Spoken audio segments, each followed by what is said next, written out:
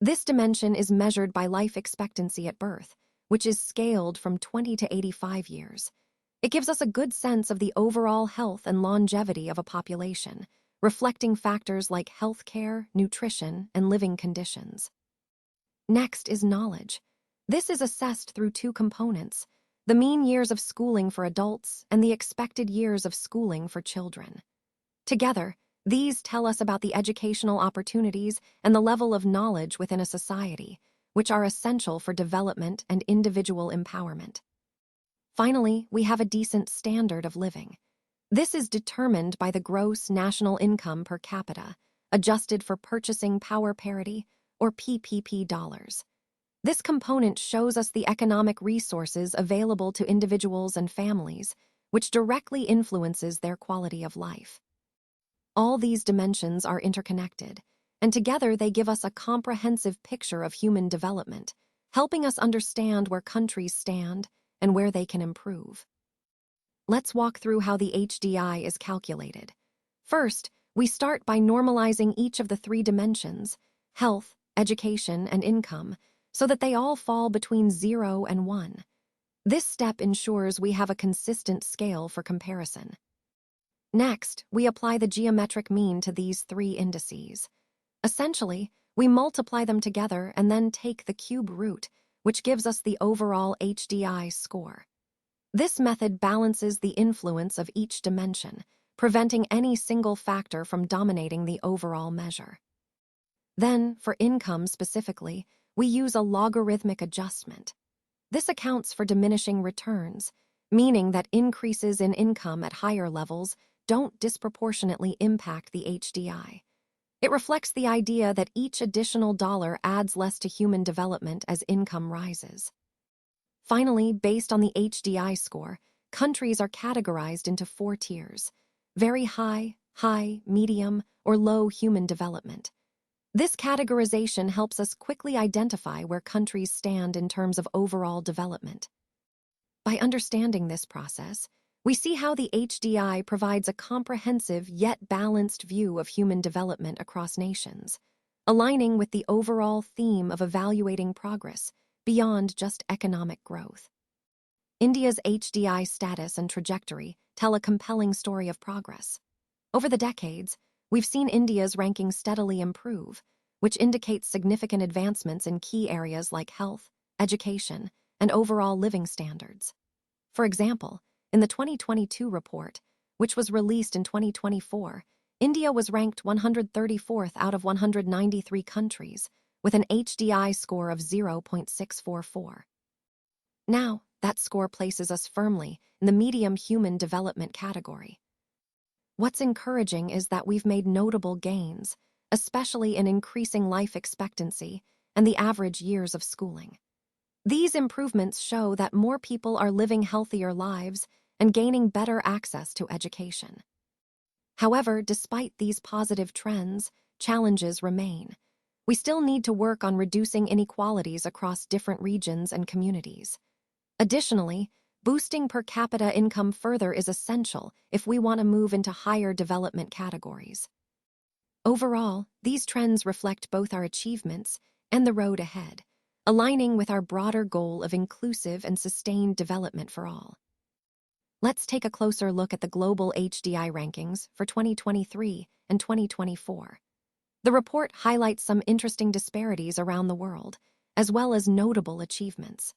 For instance, Switzerland continues to lead the pack with an HDI close to 0.96, which really exemplifies what very high human development looks like.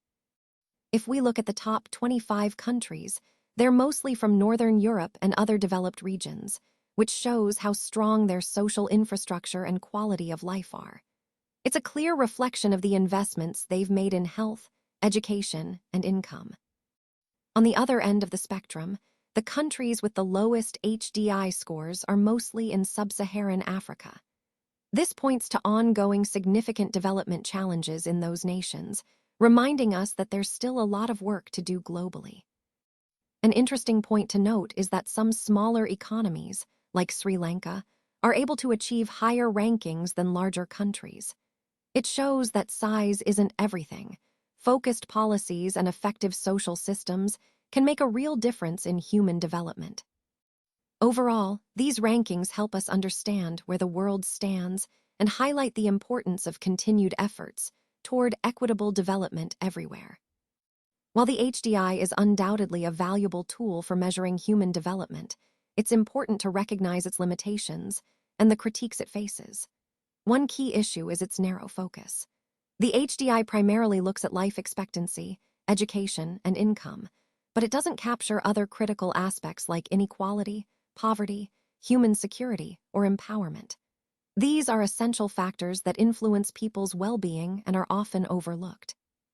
Another point to consider is oversimplification. Critics argue that reducing human development to just 3 dimensions can oversimplify a very complex reality. Human development involves many nuanced factors, and boiling it down to a few indicators might miss some of those important details. Additionally, the HDI doesn't include certain vital elements, such as environmental sustainability or significant gender gaps. These are increasingly recognized as crucial components of overall development, but they're often absent from the traditional HDI measure. To address these gaps, the UNDP offers complementary indices. For example, the IHDI, or Inequality-Adjusted HDI, adjusts for inequality within countries. The GII, or Gender Inequality Index, highlights gender disparities, and the MPI, or Multidimensional Poverty Index, captures various aspects of poverty beyond income alone. All these tools together help us get a more comprehensive picture of human development, recognizing that while the HDI is useful, it's not perfect, and understanding its limitations allows us to interpret its results more critically and accurately. The HDI, or Human Development Index, is more than just a number. It's a powerful tool that can shape global policy and development strategies. It helps us see beyond income levels and highlights disparities between nations, even those that seem similar economically. This awareness encourages governments to prioritize investments not only in economic growth, but also in essential areas like health and education. When policymakers look at the HDI, it guides them in designing social and economic development plans and deciding how to allocate resources effectively. Moreover, the HDI sparks important debates both globally and nationally about issues like equitable access to services, environmental sustainability, and empowering citizens. Overall, it pushes us to think more holistically about development and how we can achieve a more equitable and sustainable future for all. Now, let's wrap up with the key takeaways from our discussion. The Human Development Index, or HDI, is truly a vital tool for understanding human well-being beyond just economic growth. It gives us a broader perspective on development by looking at health, education, and income altogether. This composite index is quite powerful because it combines these critical areas into a single, holistic view, making it easier to assess and compare countries. It's especially useful for international comparisons and evaluating the impact of policies over time. However, it's important to remember that while HDI provides valuable insights, it shouldn't be our only measure. To get a complete picture of development, we need to look at other indicators as well. In essence, the HDI is a great starting point, an invaluable development tool that helps us understand and improve human well-being on a global scale.